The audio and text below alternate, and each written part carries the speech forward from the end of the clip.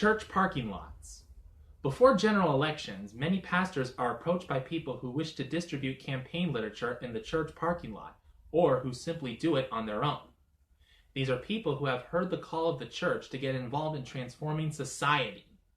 They have understood what the Second Vatican Council meant by the apostolate of the laity, and their special call to be in the world as witnesses to Christ. They have learned what the church teaches about the tragic separation of faith and light that leads many to worship in a corner but leave the world unchanged. So they pay attention to elections.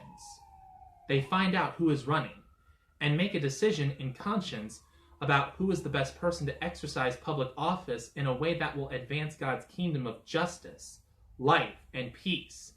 And now they take a practical step and attempt to inform their fellow believers by handing out literature at the place where they are most likely to find them.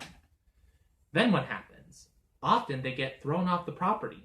The very pastors who are ordained to stir up their gifts to get involved in changing the world now punish them for exercising those gifts. There is no reason to throw such people off the property simply for putting literature on cars. Among the attorneys who advise us at Priests for Life are James Bopp Jr.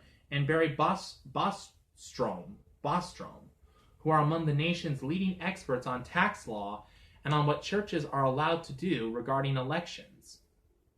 In a recent letter, they advised us as follows: the distribution of campaign material by others in the church parking lot will not jeopardize the church's tax-exempt status. The mere permission of distribution of campaign materials by others in the church parking lot is not regulated by the Internal Revenue Code. The code and its regulations are designed to limit only the activities and expenditures of nonprofit organizations. Distribution of campaign materials by others outdoors in a public parking lot is not an activity or expenditure of the church. In most states, there are state court decisions holding that such activity is protected by the First Amendment to the U.S. Constitution and or the state constitution, and therefore, the church will suffer no adverse consequences as a result of this activity.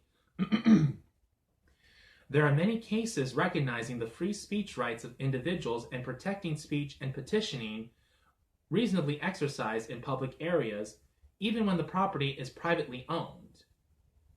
In other words, churches not only may permit campaign statements to be distributed in their public parking lots, they cannot prohibit such distributions because the parking lots are open to the public. I am grateful for this expert guidance. Wouldn't it be great if we stopped worrying about what might happen if we do something and started worrying about what might happen if we do nothing?